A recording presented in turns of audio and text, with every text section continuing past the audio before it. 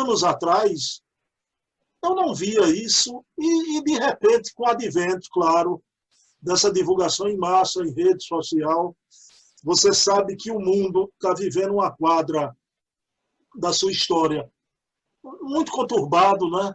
As ideias antagônicas, polarização, que não é só no campo político.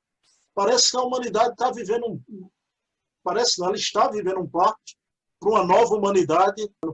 Mas, Wagner, ultimamente, de forma muito triste, a gente observa, e às vezes parte de pessoas que têm até um trabalho bonito, né? Se dedicam à obra de Kardec, e falam da forma com xistezinho, com ironia, um risinho sarcástico no canto da boca. Ah, mas isso aí são os emanuelinos, os André Luizistas, não é?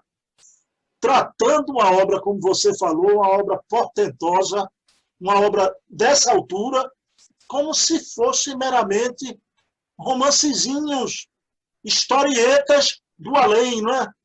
Meu amigo, como é que você analisa isso? É um processo que a gente tem que viver, primeiramente, a negação da obra de Chico, para logo mais, nesse admirável mundo novo que está chegando, aí a gente vai ter a reafirmação. Wagner, essas críticas me confortem meu coração, me console. Qual é a postura da gente? Quando a gente ouve isso, me causa tristeza ainda, na minha evolução, não é? Eu sei, existem grupos na internet há tempos que combatem André Luiz, que combatem Emmanuel, chama de padreco. A gente vê isso. E a gente lamenta, porque são crianças morais, espirituais, porque são incapazes de ver a pujança de um trabalho. E mais do que isso, porque essas obras vieram por uma alma profundamente espiritualizada, de natureza superior mesmo, superior ao padrão comum do homem. Então você vê as renúncias, o amor, a abnegação de um médium como Chico Xavier, que ao invés de ser idolatrado, ele foi atacado a vida toda.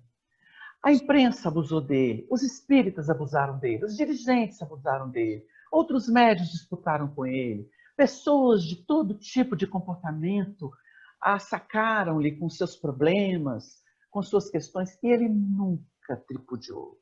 Ele nunca feriu ninguém, né? Então você nota que é uma estrutura moral tão pujante, ambientando aquilo que é o néctar da espiritualidade, para consolar, para esclarecer, para orientar, para restaurar, para sublimar.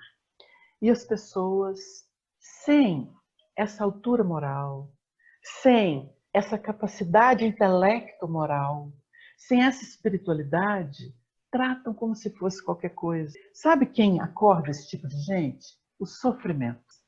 Porque é o seguinte, você pode até não ter afinidade com o estilo de um autor, você pode até ter dúvida em relação a uma questão e outra tratada, mas você não pode jogar no lixo a história de vida, de heroísmo, de espiritualidade, seja do espírito comunicante ou de quem está por trás dele, que são almas elevadas, né? Com relatos impressionantes.